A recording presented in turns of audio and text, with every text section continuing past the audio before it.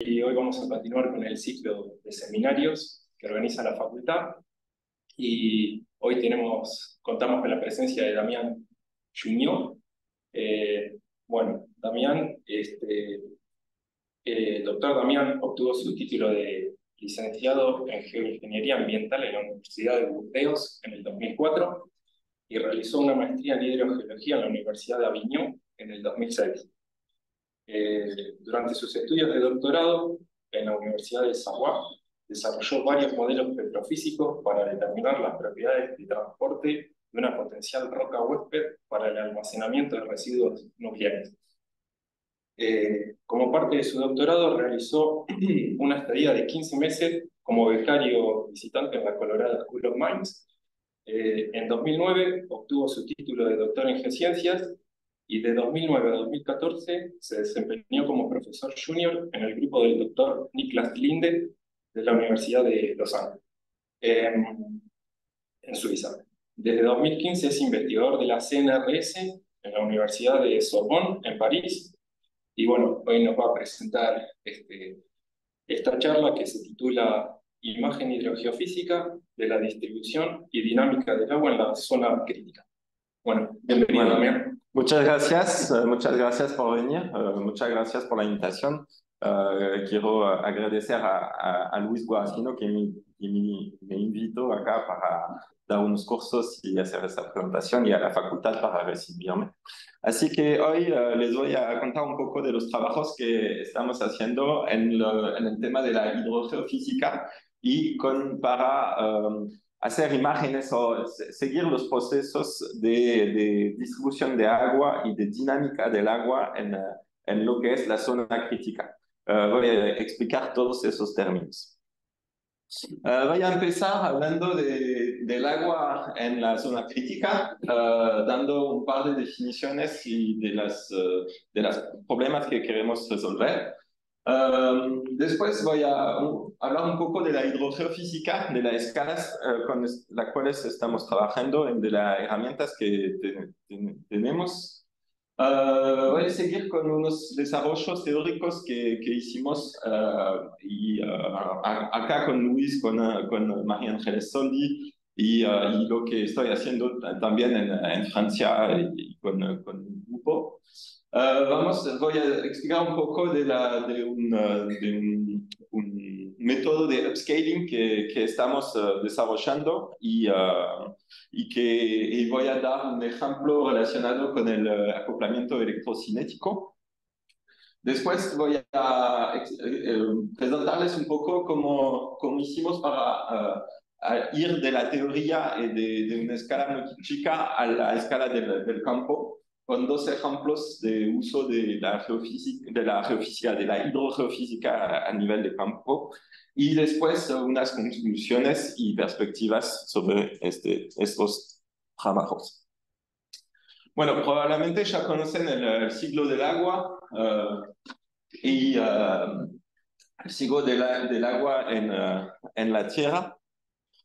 Pero algo que quiero mostrar es una imagen que a mí me llama mucho la atención, es que se llama nuestro planeta el planeta azul, pero si agrupamos todo el agua del planeta en la perla, en una esfera, y la comparamos con el tamaño de la Tierra, es una proporción muy chica de la masa total o del volumen total del planeta.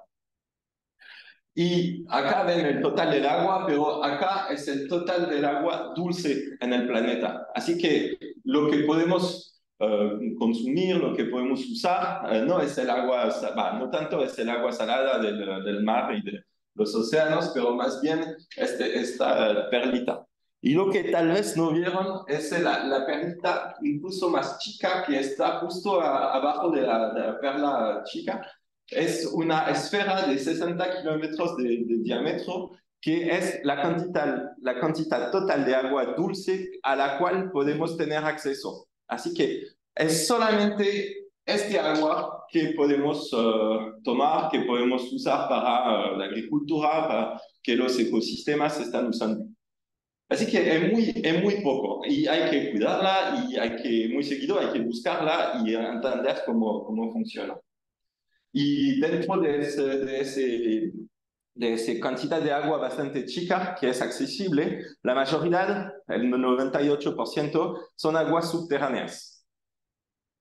El resto son aguas tipo hielo o aguas en la atmósfera o un poco de agua líquida en la superficie. Pero el 98% del agua que estamos usando o que los ecosistemas usan es agua subterránea.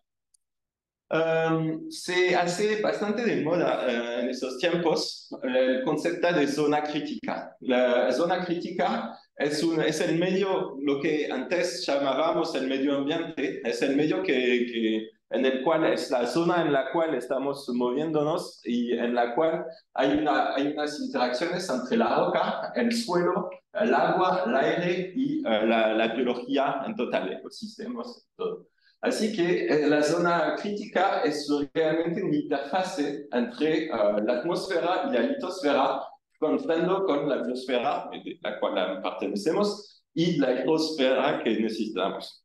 Se puede ver más corto, se puede definir como la piel de la Tierra. Pero esta piel es muy importante porque es acá que vivimos y sin esta piel de la Tierra no podemos sobrevivir.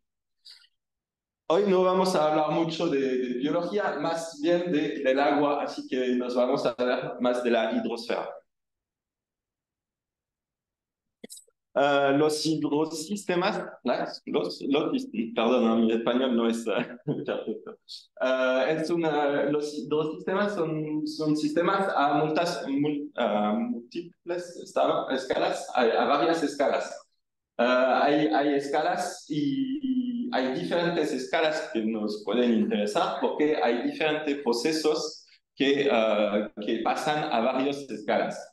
Va de la escala del catchment, del vacío hidrológico, me imagino que se llama cuenca hidrológica, y ahí pasa un montón de procesos, pero también hay procesos importantes a la escala más del ser humano, algo tipo metro a kilómetro, la escala a la cual estamos bombeando agua o irrigando, poner agua para los campos y todo. Y también están pasando un montón de procesos a escalas más chicas, ponerle del milímetro al metro, en el cual hay transporte en el medio subterráneo y hay mezcla, hay interacciones químicas. Pero también, si hacemos un enfoque más preciso, si miramos, si hacemos un zoom, podemos llegar a un montón de procesos que están relacionados con las interfaces entre, por ejemplo, el mineral y el agua, el mineral, el aire, y acá se pasan muchas cosas, química, biología, física, obviamente. Y hay que entender los procesos a todas esas escalas. Así que de los cientos de kilómetros hasta los nanómetros, vamos a decir. Y bueno, tenemos suerte porque con nuestro conocimiento de la física y las herramientas y el conocimiento de la geofísica, tenemos métodos que existen para estudiar cada una de esas escalas. Tipo a la escala más grande se puede usar GRACE, por ejemplo, para seguir la gravedad, el campo de gravimetría y ver cómo se mueve el agua a muy grande escala. Y vamos de la escala muy larga hasta la escala muy chica, como cuando estamos haciendo tomografía de rayos X, por ejemplo, en muestras de laboratorio o en humanos se puede hacer también, pero para los hidrosistemas podemos ir a una resolución muy grande. Pero hoy voy a hablar más que nada de esas escalas con la geofísica que se llama Near Surface Geophysics, más escala próxima de la superficie, como la resistividad eléctrica, voy a hablar mucho de eso, o los sensores para, por ejemplo, seguir el contenido del agua gracias a sensores que podemos poner en el medio subterráneo. La geofísica la geofísica es muy interesante porque los medios para estudiar el medio subterráneo de forma clásica se basa sobre técnicas sobre cómo hacer pozos o hacer trincheras para tener informaciones de lo que hay dentro del suelo. El problema con esas approaches, esas caracterizaciones, son que nos dan informaciones bastante puntuales en 1 o 2D, depende por un pozo, por ejemplo. Y también son técnicas que son bastante invasivas y que pueden alterar el medio. Un problema también es que a veces no tenemos pozo o no podemos hacerlos. Y también si solamente tenemos pozos, por ejemplo, un problema es que la interpolación entre esos pozos no nos permite capturar toda la heterogeneidad del medio subterráneo. Ven que solamente tenemos unas ventanillas muy chiquitas en lo que está el medio subterráneo. Lo que queremos o lo que quisiéramos es un geofísico tipo Superman que ve todos los procesos bajo tierra. La geofísica puede ayudarnos porque es no invasiva, así que nos permite medir las cosas sin hacer pozo, o minimalmente invasiva, si ya tenemos pozos podemos usarlos. Y nos permite tener imágenes en 3D o incluso 4D cuando estamos midiendo varias veces cuando hacemos monitoring. En este caso tenemos una visión 4D. Pero el geofísico, la geofísica no tiene esa resolución que queríamos, quisiéramos. Complicado. Bueno, así que tenemos unos challenges para no tener un Superman completamente ciego y que ve lo mejor posible. Y los challenges, los desafíos que tenemos son desafíos sobre a mejorar la resolución o la calidad de los modelos, de las estructuras y todo. También queremos usar de manera cuantitativa lo que estamos midiendo, porque estamos midiendo cosas de forma indirecta. Y algo que sería bueno es bueno porque ya lo hacemos, es incorporar los puntos, las medidas más puntuales o usar las ventanillas que tenemos en el medio e incorporando todo a lo que podemos hacer con la geofísica. Así que, como los hidrólogos necesitan informaciones para sus modelos hidrogeológicos, ¿verdad? De transporte de agua, de transporte de solute o transferencia de energía. Necesitan esos métodos y así que nació la hidrogeofísica que fue definida por Hubbard y Rubin en 2002, que la hidrogeofísica es el uso de los métodos más avanzados de la geofísica para entender las interacciones entre la geología y los fluidos que están bajo la tierra, bajo la superficie. Y estamos trabajando en eso y estamos desarrollando eso, y la geofísica es un campo bastante activo en la ciencia mundial ahora, y entre otras cosas estamos yendo a 4D hidrogeología gracias a varios métodos geofísicos que estamos usando. Publicamos eso hace muy poco y resulta de un programa de investigación europeo bastante grande con 15 estudiantes, muchas universidades y todo. Así que es una disciplina muy activa. Y bueno, pero todavía hay trabajos que hacer, porque cuando estamos midiendo propiedades geofísicas, estamos midiendo cosas que no son las propiedades que nos interesan. Hay que hacer el vínculo entre las propiedades que podemos medir y las propiedades que nos interesan, que queremos conocer. Y por eso mi trabajo más principal es desarrollar modelos metrofísicos para hacer el link entre esos dos partes. Yo decía que la hidrogeofísica es algo muy dinámico en movimiento, es que estamos en un cambio de paradigma.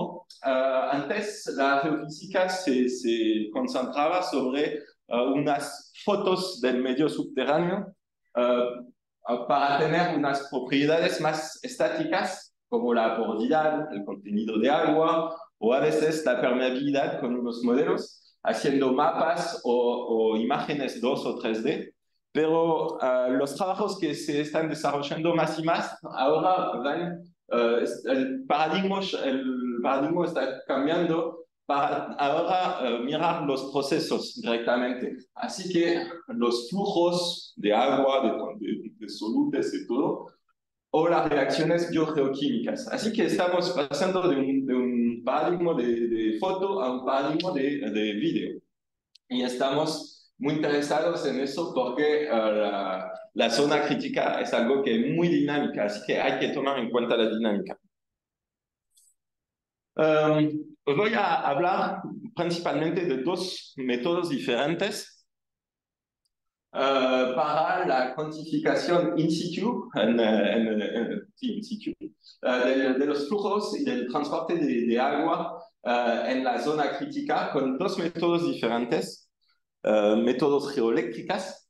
Lo que llamamos el electrical imaging, puede ser tomografía de resistividad eléctrica, polarización inducida. Hay varias formas para hacerlo, pero la idea es medir la distribución de conductividad o de resistividad eléctrica dentro del subsuelo. Es un método que es activa porque hay que inyectar un corriente y se puede hacer monitoreo con eso. Y la conductividad eléctrica nos interesa porque es un parámetro físico que es muy sensible a las estructuras, a la litografía dentro del subsuelo, al contenido de agua o incluso a la química del agua. También voy a hablar del potencial espontáneo, que a veces se escucha como string potential, que acá es un método pasivo, no estamos inyectando corriente, pero estamos midiendo campos eléctricos que resultan de corriente naturales en el medio subterráneo. Y hay varias fuentes o contribuciones a la señal de potencial espontáneo, pero vamos más que nada a enfocarnos en la contribución que está relacionada con el flujo de agua en el medio geológico. El principio de la resistividad eléctrica es de inyectar un corriente, medir una diferencia de potencial y, gracias a la ley de Ohm, tener una resistividad eléctrica o una resistencia, transformarla en una resistividad. Y si podemos hacer medición puntual, 1D, 2D o 3D, incluso 4D si estamos multiplicando las mediciones. Se puede hacer en pozo o a partir de la superficie. En general hacemos mucho a partir de la superficie y lo que estamos haciendo es inyectar corriente en dos electrodos, medir potencial en los otros y así tener una idea de la conductividad en un punto dado. Pero después podemos sweepear, podemos variar la ubicación de los electrodos para hacer un scan y podemos así escanear todo el subsuelo para definir una sección de resistividad aparente y después, gracias a la inversión, gracias a la inversión se puede encontrar una distribución de conductividad eléctrica. Este método tiene un límite de resolución que está relacionado al espaciamiento entre los electrodos, así que en general estamos integrando lo que pasa en el espacio que está contenido entre los electrodos.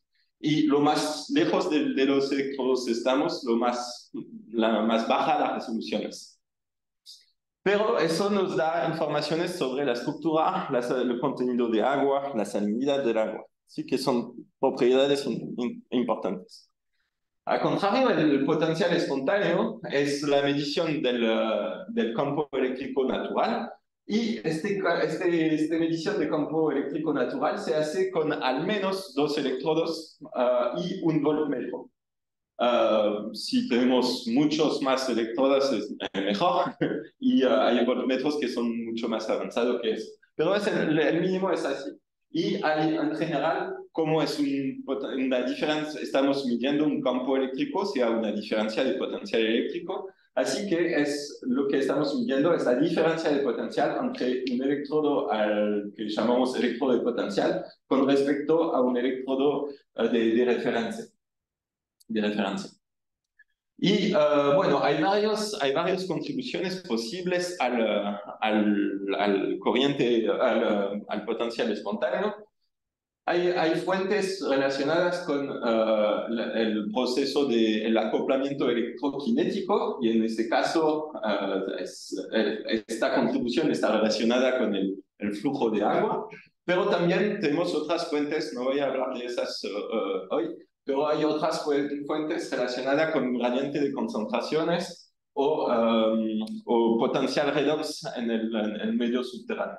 Y esas mediciones se pueden hacer con perfiles, hacer mediciones con un electrodo de referencia y un rover, un electrodo que mudamos en una dirección de un profil o de un mapa en 2D. Se puede usar en pozo también y se puede usar dejando los electrodos en el mismo lugar como time series, tipo como un sensor.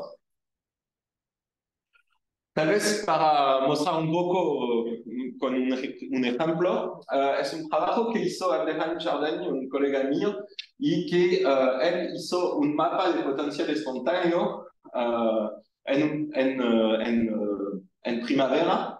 Y lo que vio es eso, lo que vemos acá es el potencial, el campo eléctrico natural. Y ven que el potencial eléctrico se distribuye o no ven, entre 10 y menos 30 milivoltios, así que son voltajes muy chicos. Pero lo que Abderrahim él vio es que había unas anomalías en su mapa.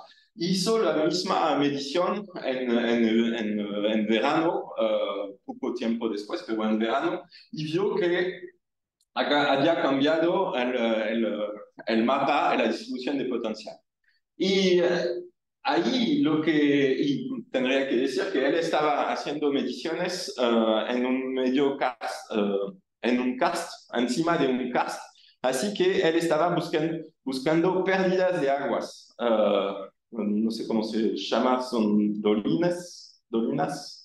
Cuando el karst es un pedazo de calcáreo que se disuelve y que hace como channel, como tubos relacionados con la disolución. Y así que él vio que entre la primavera y el verano, vio que había diferencias y esas diferencias estaban muy relacionadas con el hecho que en primavera llueve mucho, hay mucho agua que se está infiltrando, pero en verano no llueve casi más hay mucho menos flujo de agua, así que las pérdidas de agua que él encontró ahí en el subsuelo vio que no estaban relacionadas con la infiltración del agua ahí. Y para estar seguro de que esta anomalía correspondería a una estructura de pérdida de agua, él hizo una tomografía de resistividad eléctrica y vio así, con una tomografía entre este punto y este punto, así que así, él vio que arriba de la anomalía había una estructura que es típica de disolución. Y bueno, este método, el potencial espontáneo, es un método que es muy sensible a las propiedades más relacionadas con flujos, agua, iones, electrones. Estamos trabajando a desarrollar el vínculo entre la propiedad que medimos con esos métodos y la propiedad que nos interesan, el flujo de agua o el contenido de agua o cosas así. Y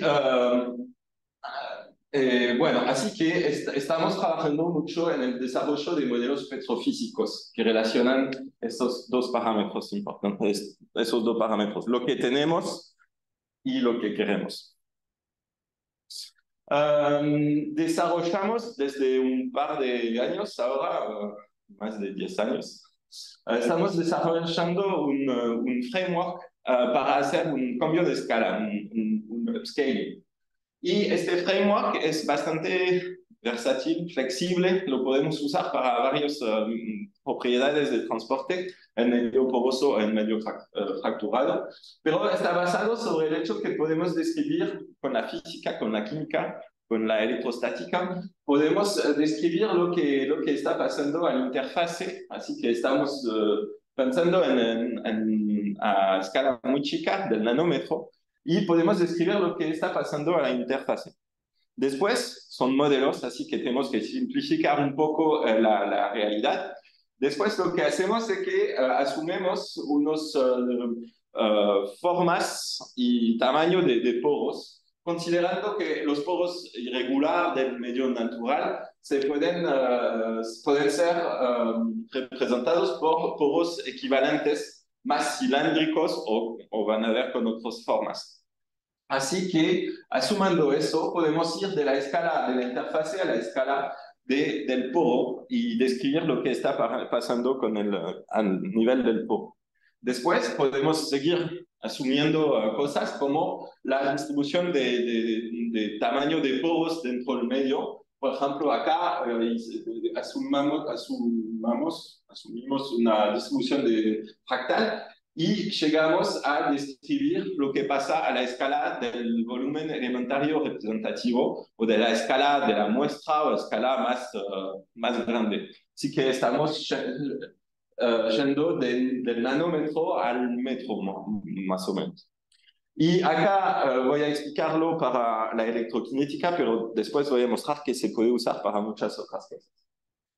El flujo de agua, el potencial espontáneo se relaciona al flujo de agua gracias a nuestro conocimiento de lo que está pasando con el acoplamiento electrocinético, que está relacionado con el hecho que si eso es un poro, si ven acá el mineral, acá es el agua que está dentro del poro. El mineral presenta cargas de superficie, en general son cargas negativas, no siempre depende de la química, pero en general son cargas negativas.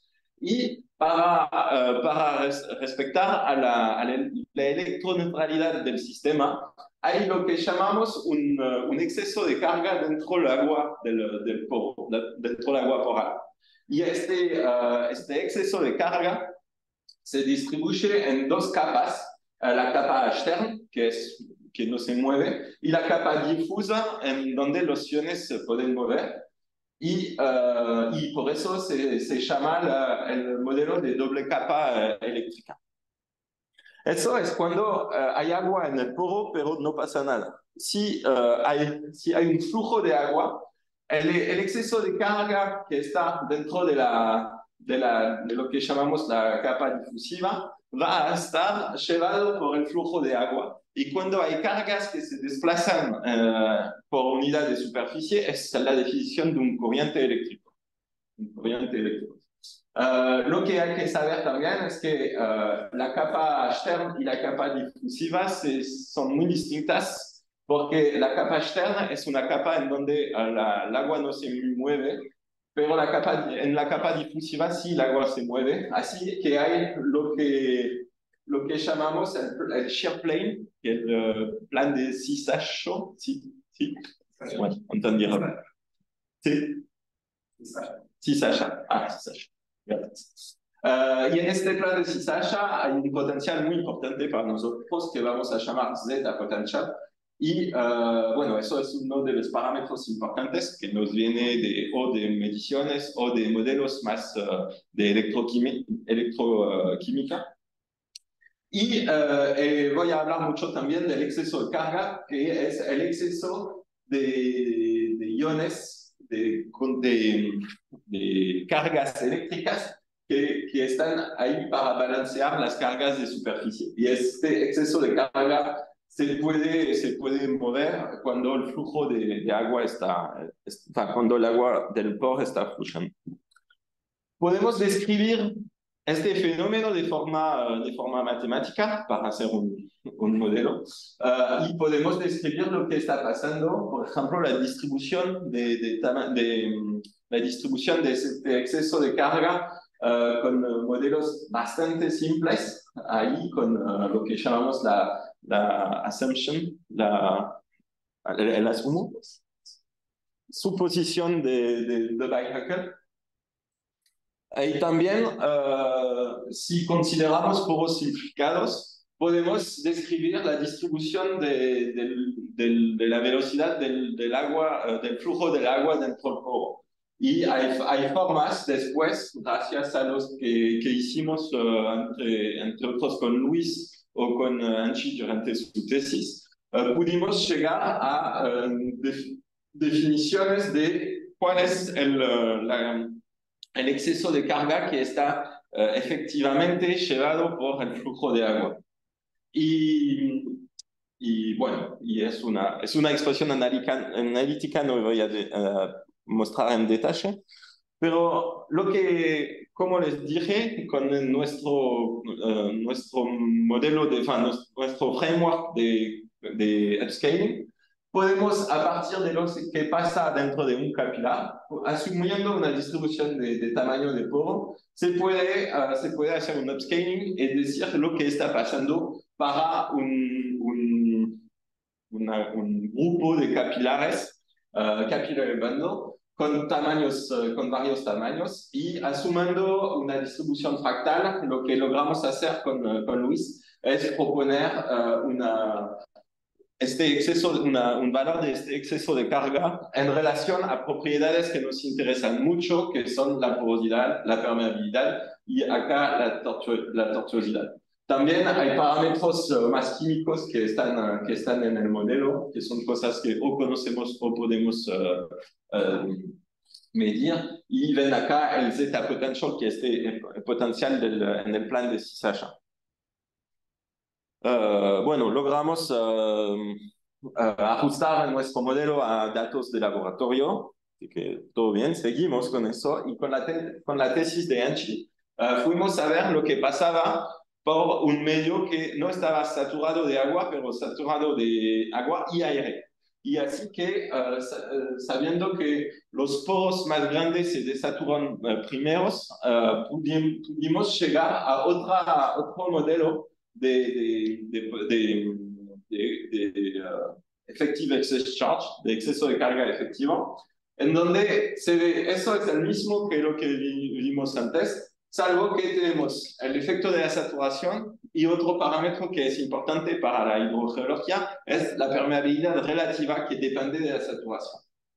Así que con eso logramos explicar el potencial espontáneo y relacionar la velocidad del flujo al corriente eléctrico, a la distribución de potencial eléctrico que medimos. También comparamos el modelo de Anchi, lo comparamos con datos reales, comparaba bastante bien, así que estábamos contentos. Y bueno, como les dije, este framework, este approach para hacer un upscaling es algo que bastante flexible que estamos usando ahora en varios problemas diferentes. Por ejemplo, en la tesis de Anchi también intentamos cambiar la forma de los tubos, considerando por throat, garganta, de poro, no sé si se dice, y por bodies, para ver, y eso, gracias a eso nos dio de reproducir y de entender mejor los fenómenos de histeresis. Cuando se desatura o se resatura el medio, va cambiando las propiedades eléctricas, pero también las propiedades de flujo en el medio poroso. la permeabilidad cambia con este resistente. En otro tema, usamos unos modelos que Luis había desarrollado para describir lo que pasa cuando estamos disolviendo o precipitando carbonato en una roca. Y así que, por ejemplo, ven que ahí tenemos tubos que no son rectos, que son con pore bodies and pore float, pero más con un sinusoidal, más o menos. Y que cuando vamos disolviéndolo, el poro se va agrandando y cuando estamos precipitando, cuando el calcáreo se precipita, vamos a reducir el tamaño y vamos a tener pore float más angustos y todo eso va a cambiar bastante las cosas. Así que aplicamos este modelo, upscaling framework para describir cómo evoluciona la conductividad eléctrica cuando hay disolución o precipitación y logramos compararlo con datos de medición de laboratorios que tomamos nosotros. También con Luis y con otros colegas de Vietnam estamos trabajando a ver cómo eso funciona para los medios que están fracturados. Así que en lugar de tener tubos, tenemos planes con varias aperturas y podemos describir cómo está funcionando, cómo está evolucionando el streaming potential, el exceso de carga o la conductividad eléctrica y todo eso con modelos que son simplificaciones del medio real, pero que logran reproducir los datos del laboratorio o incluso estamos trabajando con Luis ahora en ese tema. Incluso reproducir datos de campo de experimentos cuando hay fracking. Bueno, todo eso está muy interesante, al menos a mí me interesa un montón, me motiva un montón, pero es bastante teórico, así que teníamos que llevar todo este conocimiento hasta el campo para ver cómo las cosas, si podemos aplicar nuestros modelos al campo, si podemos comparar nuestra vista simplificada del medio poroso y el medio fracturado a lo que sería la vida real, de una forma. Es lo que aconseja Van Humboldt, así que hay que escuchar a Van Humboldt siempre. Un primer ejemplo son monitoring de potencial espontáneo y de tomografía de resistencia eléctrica que hicimos en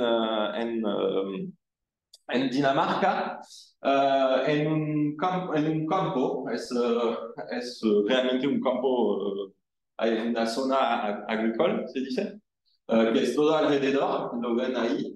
Y en este campo teníamos un sitio, un observatorio de la zona crítica, de todo lo que está relacionado con hidrogeología y un test site, un observatorio de hidrogeofísica. Es un observatorio en donde pueden ver acá que hay unos pozos en negro ahí.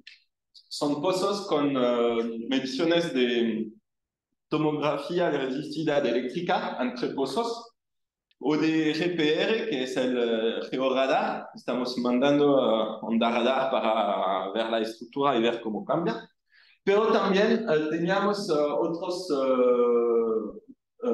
antes algo otro. Este observatorio es muy bien instrumentado, vamos a ver, pero lo que me interesaba eran dos cosas principales. Primero, es una zona en donde la geología es bastante plana, así que se podía ver el medio como 1D y ver las cosas con capas bastante planas, bastante, pero casi perfectamente planas. Y algo otro que me interesaba, porque a mí lo que me interesaba era ver la infiltración del agua de la lluvia. Así que teníamos un lugar con una zona no saturada, sea con un nivel freático, el nivel del agua saturada en el suelo era a más o menos 6 metros de profundidad. Así que teníamos para jugar en un lugar con medio parcialmente saturado, en el cual la zona no saturada muy grande nos interesará mucho para seguir todo el potencial espontáneo, para seguir infiltración de agua dentro del subsuelo. Y lo que hicimos fue instalar electrodos de potencial espontáneo a varias profundidades, y en esas profundidades teníamos también sensores para tener el contenido de agua. Teníamos sensores de presión que no anduvieron bien, pero bueno. Y también estábamos midiendo haciendo tomografía de resistividad eléctrica. Cada capa en ese lugar estaba caracterizada por otros investigadores con porosidad, permeabilidad y permeabilidad relativa, etcétera. Son funciones hidrodinámicas y también unos parámetros petrofísicos. Lo que hice en ese caso es tomando la hipótesis que era 1D, pude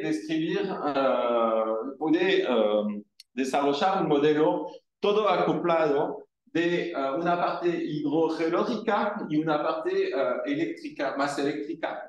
Así que lo que pudimos hacer, a partir de los parámetros hidrodinámicos, pude resolver las ecuaciones de transporte de agua y de solutos para determinar la distribución y la variación de contenido de agua, de flujo de agua y de concentración de solute, el número de iones que hay en el medio. Y gracias a eso y a los modelos petrofísicos que usamos, pudimos determinar unos parámetros eléctricos que necesitábamos y resolver las ecuaciones para describir cómo evolucionaba la resistividad eléctrica y el potencial espontáneo con la profundidad y en el tiempo. En el futuro, algo que tendríamos que hacer es usar directamente los parámetros, las mediciones petrofísicas para hacer una inversión conjunta y llegar a parámetros hidrodinámicos o a esas propiedades hidrogeológicas que nos interesan.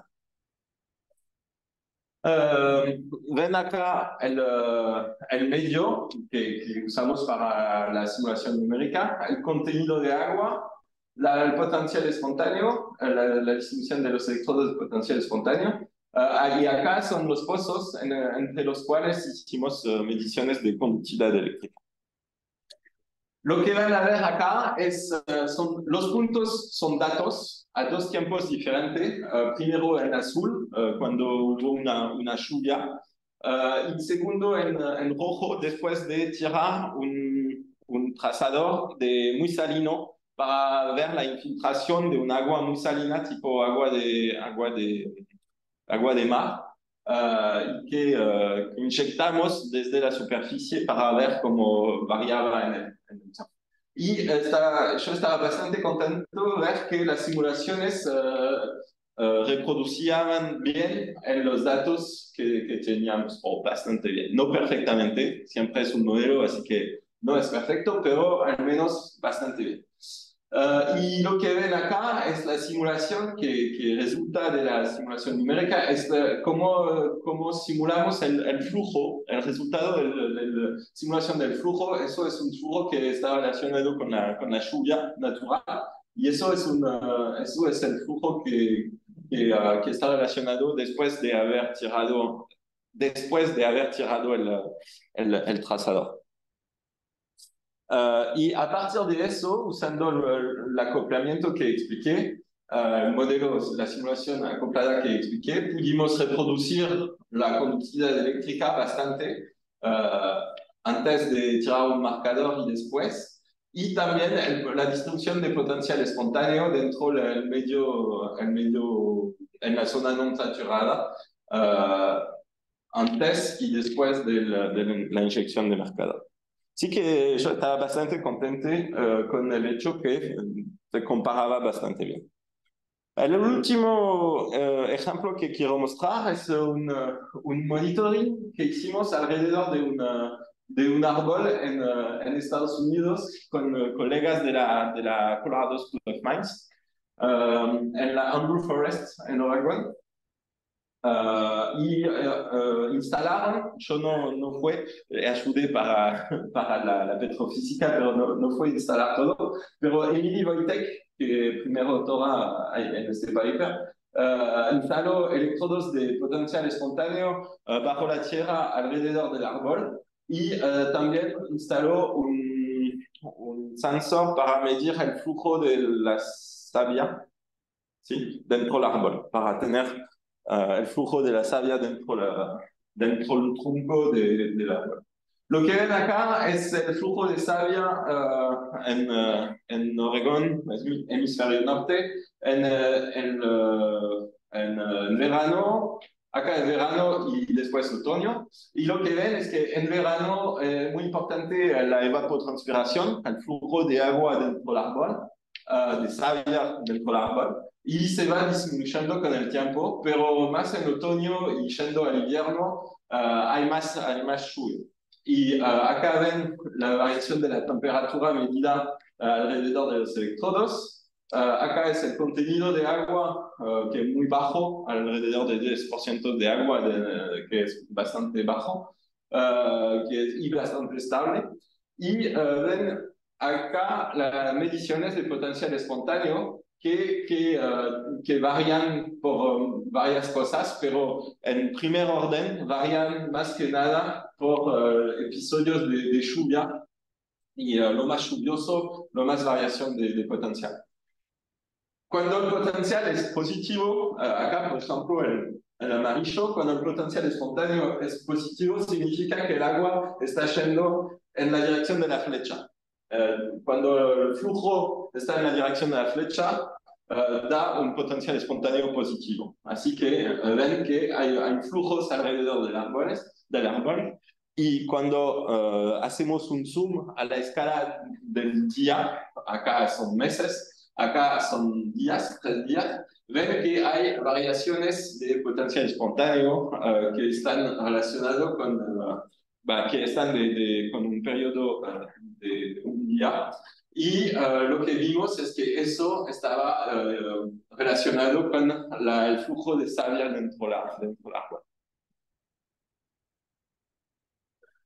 Después, poniendo toda esa simulación dentro del modelo acoplado, teniendo en cuenta la cantidad de agua que el árbol estaba sacando dentro de la tierra, pudimos comparar las mediciones de potencial espontáneo con los resultados del modelo de la simulación.